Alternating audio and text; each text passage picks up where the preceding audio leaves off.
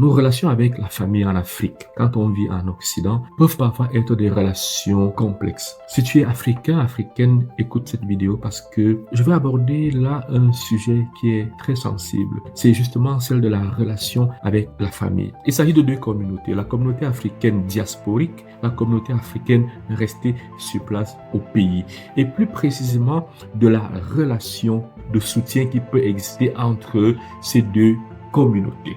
Pour illustrer mon propos, je vais commencer par raconter une histoire afin de te mettre dans le contexte et pour que tu puisses comprendre le thème ou l'enjeu de cette vidéo. Il y a quelque temps, j'étais avec un ami qui avait apporté un soutien financier de 50 000 francs CFA à un de ses proches en Afrique.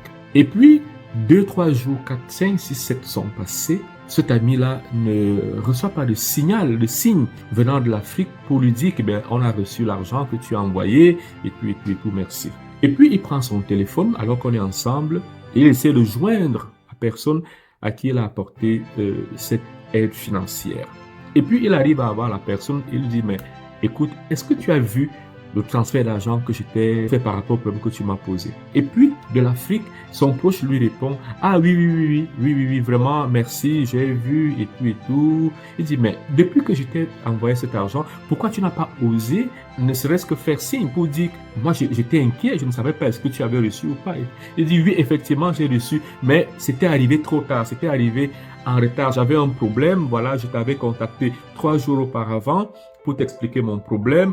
Et voilà, quand tu as envoyé l'argent après la date, n'est-ce pas, après l'échéance qui me mettait de la pression. Donc, ça m'avait tellement mis en colère. Et puis, tu n'as même pas mis les frais de retrait. Tu m'as envoyé 50 000 et il fallait encore que je dépense quelque chose dans ces 50 000 pour donner les frais de retrait, n'est-ce pas, à l'opérateur de transfert d'argent que tu avais utilisé. Si tu m'écoutes dans cette vidéo, je pense que tu as aussi bugué en m'écoutant raconter cette histoire de cette façon. Tu as bugué, oui. Et moi aussi, j'ai bugué. J'ai bugué et je me suis posé la question et je me suis dit, mais dans quelle configuration relationnelle et familiale, en fait, cet ami se trouve? Dans quelle configuration? Donc, vous prenez de votre temps, de vos ressources financières pour apporter une aide à quelqu'un qui est dans le besoin en Afrique. Il reçoit de l'argent, il ne réagit pas en disant j'ai reçu de l'argent. Il ne dit pas merci. Et pour finir, en fait, il se plaint. Il se plaint et vous fait des reproches. Il vous fait des reproches parce que premièrement, en fait, votre aide est arrivée selon son timing trop tard. Il avait à résoudre un problème et l'argent est arrivé après une échéance bien définie et peut-être ça l'a mis en difficulté, ça peut se comprendre. Mais il fait quand même ce reproche. Il reproche à son proche de lui avoir envoyé l'argent en retard. Et en plus, il aurait tellement souhaité que ce proche donnât en fait les frais de retrait, encore lui, qu'il puisse donner les frais de retrait.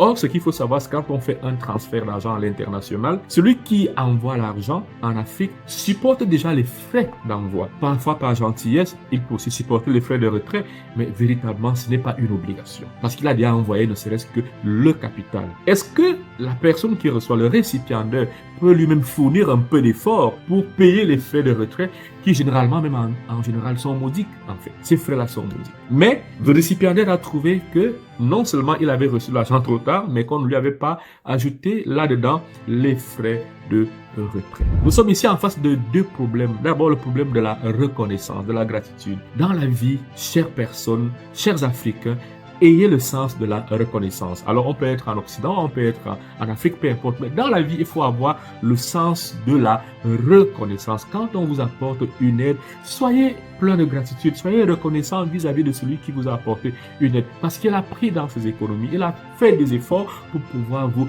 satisfaire.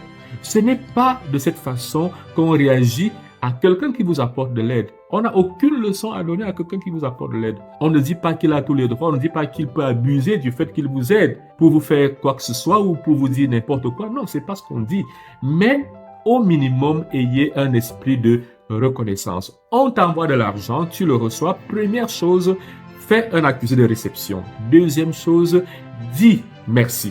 Et troisième chose, peut-être tu peux donner un compte rendu. Tu dis, bon voilà, l'argent que tu m'as envoyé était destiné à ce que je me fasse soigner peut-être une dent malade. Et voilà, j'ai été bien traité. Vraiment, infiniment merci. C'est le minimum. C'est le minimum. L'esprit de reconnaissance.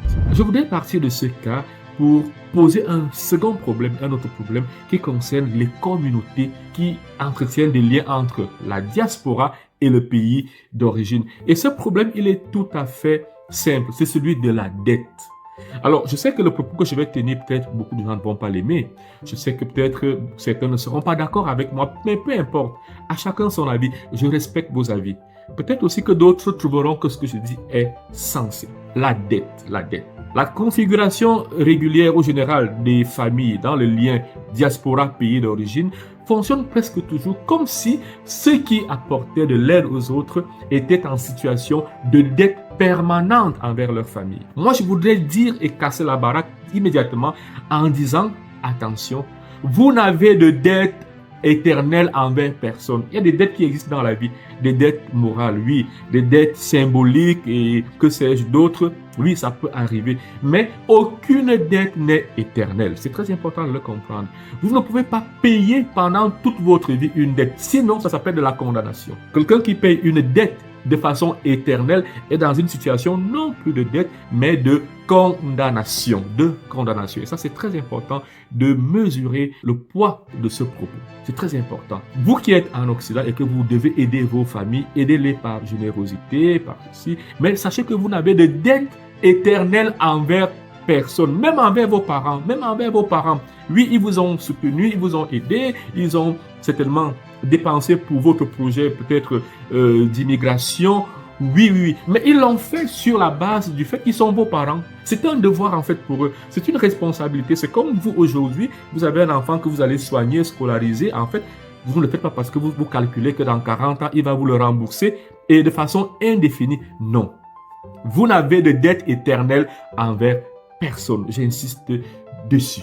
Vous n'avez de dette à personne. Cette configuration de la relation familiale, diaspora, communauté restée en Afrique, fait que très longtemps, en fait, ceux qui sont en situation de diaspora n'arrivent jamais à réaliser leur propre projet, n'arrivent jamais à se concentrer sur leur propre vie. Pourquoi? Parce qu'ils passent toute leur vie, tout leur temps à devoir rembourser psychologiquement, en fait, une dette éternelle qui, en réalité, ne doit pas en être une. Voilà. Je voudrais dire à l'attention des familles qui sont en Afrique aussi de libérer leurs proches qui sont en diaspora de ce poids de la dette éternelle. On peut aider, on peut vous aider de temps en temps, mais ça ne peut pas durer éternellement. Et puis, quand on vous aide, il faut simplement prendre ça comme la générosité, comme de la gratitude, comme de l'aide, tout simplement, sans y voir en quelque sorte une injonction définitive à vous apporter de l'aide. C'était mon propos d'aujourd'hui. Sur ce, vraiment, soyez reconnaissants dans la vie et libérez vos enfants, libérez vos proches de cette mentalité, de cette culture de la dette éternelle.